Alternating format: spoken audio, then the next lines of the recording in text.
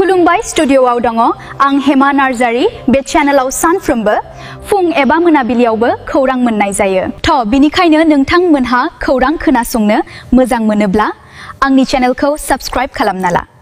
गिबि खौराङाव दङ हादोरनाङैनो गोख्रों दुंहाव थासारिनि गेजेराव सनिबारखालि तेलेंगाना आरो अन्ध्र प्रदेशआव हिट स्ट्रकनि जाहोनाव खमैबो 67 सुबुंनि जिउ खहा जायो, जायनि जाहोनाव मोननै तेलुगु हादोरसाफोराव बिदुंनि जाहोनाव गासै थैनायनि अनजिमाया दासिम 100निबो बांसिन जाहैयो। तेलेंगानायाव बारगाव वारंगल जिल्लायाव बयनिख्रुइ बांसिन थैदों, जेराव 23 थैनायनि खौरां मोनदों। करीमनगर जिल्लायाव 11, कम्मायाव 7, आदिलाबादाव 7 आरो बेबायदिनो नालगन्डायाव 7 थैनायनि खौरां मोननाय जादों। शुक्रबाराव गोख्रों बिदुंजों 34 आरो बृहस्पतिबाराव 21 सुबुंनि जिउ खहा जानायनि उनाव सनिबारखालि दुंहाव थासारिजों बांसिन सुबुंनि जिउ खहा जादों होनना रिपर्टआव फोरमायदों। तामुलपुर जिल्लानि बगाजुलि देलायस्रि बाजारनि साखाथि दैमायाव मोनसे गोजाम बमा मोननाय जादों। दैमानिफ्राय बोहैबोनाय थासारियाव बे बमाखौ मोननाय जादों। सिनायथिनाय बादिब्ला बेफ्रुङै मर्टार सेल बम होननानै सिनायथिदों। बगाजुलि ओनसोलाव सिगाङावबो बेबायदि थरसे बमा मोननानै बेफ्रुदोंमोन आरो सासे सुबुंनि जिउ खहा जादोंमोन। गिथावना बे बमाखौ एसएसबी आरो आर्मिफोरनि मोनसे जथाय हानजाया बोखांनानै लाबाय होनना मिथिनो मोनदों। मैया सानजौफु समाव तामुलपुर जिल्लानि भारत भुटान सिमानि सेर बगाजुलिनि देलायस्रि बाजारनि साखाथियाव मोनसे गोजाम मर्टार सेल बोखांनो हानायखौ रायजो राजाफ्रा गिखांनाय थासारि फैदों। सुलुंनिफ्राय मिथिनो मोनबावनाय बायदिब्ला जायगानि थागिबिफ्रा गिबियावनो भुटान हाजोनिफ्राय बोहैबोनाय मोनसे दैमानि रुगुङाव बे सन्देह गोनां बमाखौ नुदोंमोन आरो थाबैनो खाथिनि आर्मि आरो एसएसबी केम्पनो खौरां हरो। खौरां मोननायनि उनावनो जायगानि पुलिस, शास्त्र सीमा बल आरो भारतारि रौनियानि मोनसे जथाय हानजाया जाथाय जायगायाव सौहैयो आरो गोख्रों रैखाथि राहा लानायजों लोगोसे मर्टार सेलखौ रैखाथियै बोखांनो हायो। उनाव बे सेलखौ मोनसे रैखाथि गोनां जायगायाव लांनाय जादोंमोन। गिबि नायबिजिरनायाव फोरमायनाय बायदिब्ला मर्टार सेलआ जेबो खामानि गैयामोन। मख'नो गोनांदि थांनाय बोसोरावबो बे दैबानानि गेजेरजों बे ओनसोलाव गोजावनाय बेबायदिनो मोनसे रोखोमनि मर्टार सेलआ गथ'साफोरजों सामलायजानाय समाव बेफ्रुदोंमोन, जायनि जाहोनाव सासे लाइमोननि दुखुनांथाव जिउ खहा जादोंमोन होनना रिपर्टआव फोरमायदों। बुहुमनां थावनि आंखाला भारतआवबो गोहोम गोग्लैनायनि उनाव थावनि आरो गोबांथार मुवा बेसादफोरनि बेसेनफोरा बांनो हमदों। गोबांथार मुवा बेसादफोरनि बेसेन बांनाया सरासनस्रा सुबुंफोरनि गेजेराव मोनसे रोखोमनि गुलाय गुजाय आरो गिखांनाय थासारि सोमजिहोदों, जेराव इयुनाव माबादि जाहैगोन। बेसेन बांनायखौ दबथायनायाव फेलें जानाय सोरखारनि हेंथायै दा सोमावसारनायखौ जागायदों रायजो राजाफोरा। बेबादिनो आसामाव कृषक मुक्ति संग्राम समितिया रबिबारखालि एबा मैया डिब्रुगड़नि बरबरुआ 37 नं माहारियारि राजा लामायाव गोख्रों सोमावसारनाय हाबाफारि लायो। गिबि मन्त्रि डक्टर हिमन्त बिश्व शर्मा आरो हादोरनि गाहाय मन्त्रि नरेंद्र मोदीनि मुसुखा सावनानै सोरखारनि हेंथा सोमावसारनायखौ नुनो मोनदों। पेट्रल आरो डिजेलनि अनगायैबो बे आफादा गोनांथार जाग्रा मुवा बेसादफोर, ओंखाम संग्रा गेस, मुलिफोरनि सरासनस्रा नङै बेसेन बांनायनि हेंथायै बरबरुआ सप्तायारि हाथाइनि मोखाङाव धरना होनानै सोरखारनिसिम आवाज दैखांदों। बडो साहित्य सभानि थान्दै हानजाया दिसपुराव बीपीएफनि एमएलएफोरखौ लोगो हमहैदों। बीएसएसनि आफादगिरि आरो नेहाथारिनि दैदेननायाव मोनसे थान्दै हानजाया थांनाय सानखालि दिसपुरनि गोजाम एसेम्बलि बिल्डिंआव बीपीएफनि एमएलएफोरजों लोगो हमहैयो। थान्दै हानजाया जथुम्मानि गेजेरजों बर' राव जौगानाय आरो थुनलाइनि जौगानायनि सायाव गाव गावनि सानस्रि आरो साननायखौ फोरमायथियो।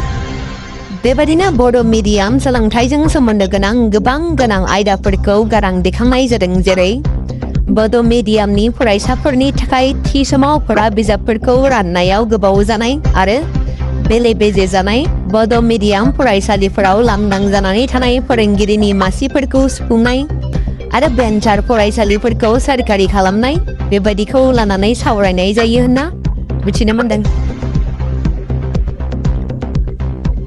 बयबो गारि सालायनायाव सांग्रां जानाया जोबोद गोनांथि। गोबां सुबुंफोरानो जाब्रबथायजों मोगा-मोगि जानायनि जाउनाव जिउ खहा जायो। माब्लाबा सोरबा सुबुङा गोब्राब जोखोम जानानै जब्रा जानानै थानो गोनां जायो।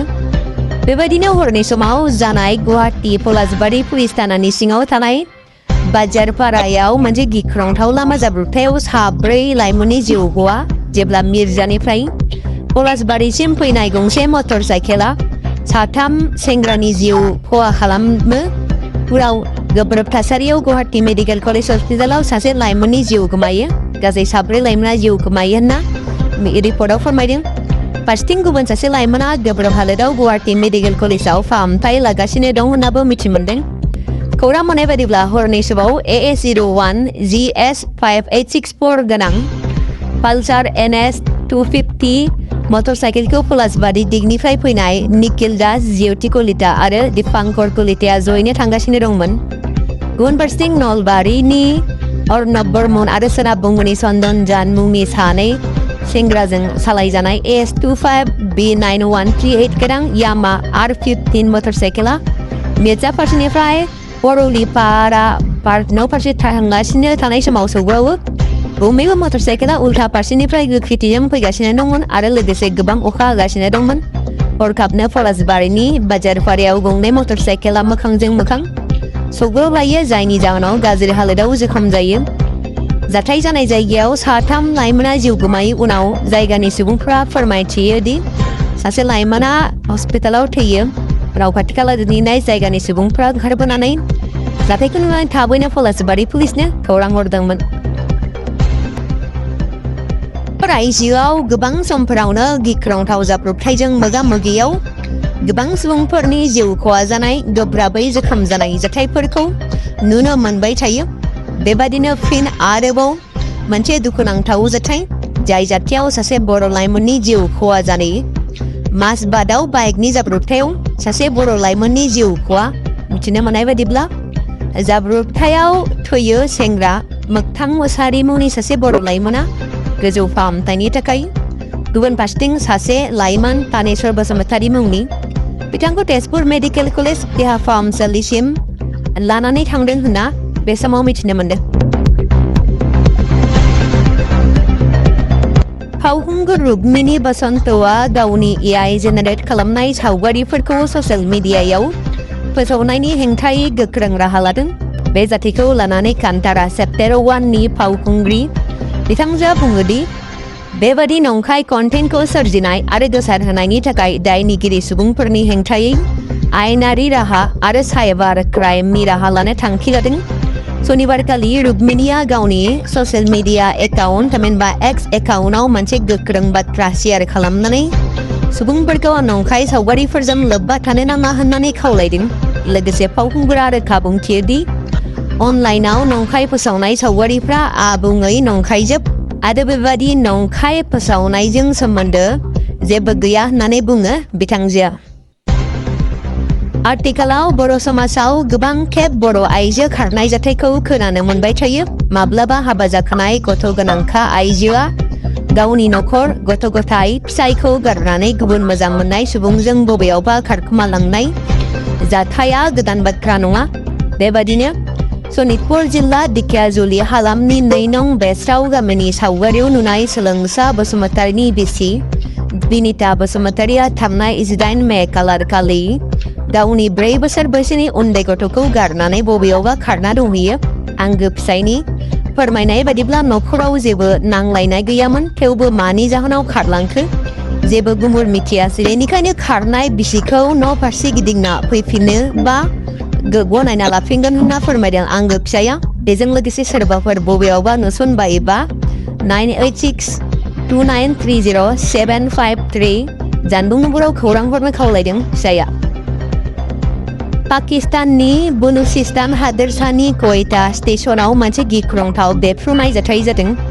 गंसे पेसेन्जार ट्रेनखौ नोजोर होनानै खालामनाय बमा बेफ्रुहोनायाव खमैबो सा 24 सुबुंनि जिउ खहा जादों। बेजों लोगोसे सा 50निबो बांसिन सुबुंफ्रा गोब्राबै जोखोम जादों होनना बे समाव खौरां मोननाय जादों। खौरां मोननाय बायदिब्ला जाफर एक्सप्रेसआव सुइसाइड बमा बेफ्रुदोंमोन। बे बेफ्रुनायनि दायखौ PLA आफादा सिमान लादों। मख'जाथाव दि ट्रेनजों रौनिया हान्जानि सोद्रोमाफोर आरो बिसोरनि नखरनि सोद्रोमाफोरा फैबाय थानाय ईदनि बन्दनि थाखाय क्वेटा पन्टेन केन्टनमेन्टनिफ्राय पेशवार फारसे थांगासिनो दंमोन। बेफ्रुनाया ओरैबायदि गिख्रंथावनामोन दि ट्रेननि गंनै कम्पार्टमेन्टआ रेल लामानिफ्राय गोग्लैयो लोगो लोगो अर जोंब्लावखाङो, जायनि जाहोनाव गासै ओनसोला रोजा गोसोम उखुन्दैजों साग्लोबसारदोंमोन। बेनि अनगायैबो बेफ्रुनाय जायगानि खाथि खाला एबा साखाथियाव लाखिनानै दोननाय गं 10निफ्राय लानानै गं 12सो गारिफोरा गाज्रियै खहा जादोंमोन। जिउ खोमानाय सुबुंफोरनि बांसिनानो पाकिस्तान आर्मिनि रौनिया होननानै सिनायथिनाय जादों। जाथायनि उनावनो जायगानि थागिरि, बिबानगिरि आरो रैखाथि हान्जाया जाथाय जानायनि उनाव रैखाथि होनाय हाबाफारिखौ जागायो। मलबेनिफ्राय थैनाय आरो जोखोम जानाय सुबुंफोरखौ बोखांनो हायो आरो थाबैनो क्वेटानि मिलिटारि हस्पिटालाव दैथायहरनाय जादों होनना मिथिनो मोननाय जादों। नोंथाङा भिडिअखौ मोजां मोनोब्ला लाइक, शेयार, साबस्क्राइब खालामना होबानो जाबाय। गाबोननि भिडिअआव लोगो मोनफिनसिगोन। गोजोन्थों।